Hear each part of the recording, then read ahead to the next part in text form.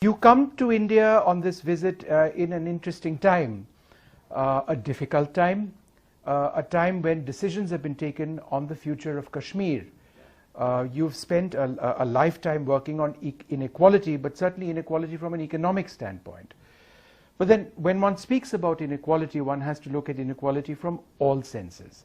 Do you believe the future of Kashmir, as has been defined now, is the way forward for peace and the restoration of a quality of life for millions in Kashmir? No, I do not believe that.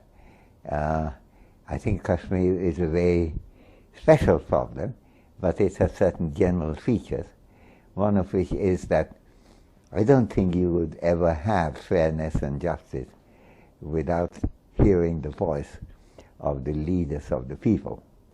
And if you keep the, thousands of leaders under restraint, and many of them in jail, including big leaders who led the country and had formed government in the past, you're stifling the channels of communication that makes democracy a success.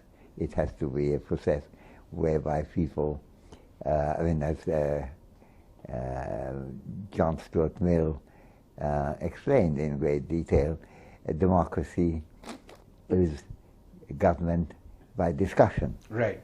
And if you stop with discussion by putting them in prison and saying the only thing I'm going to discuss is the Pakistan-occupied Kashmir, then I don't think you are really creating an atmosphere or facilities for a democratic resolution. And I don't think ultimately you will have any resolution in Kashmir without democracy. You may try. This will go on for decades, and since I'm pretty elderly, I probably won't see the change, but the change will come, because we live in a world where by sucking blood out of democratic government, you cannot create a stable situation. Right.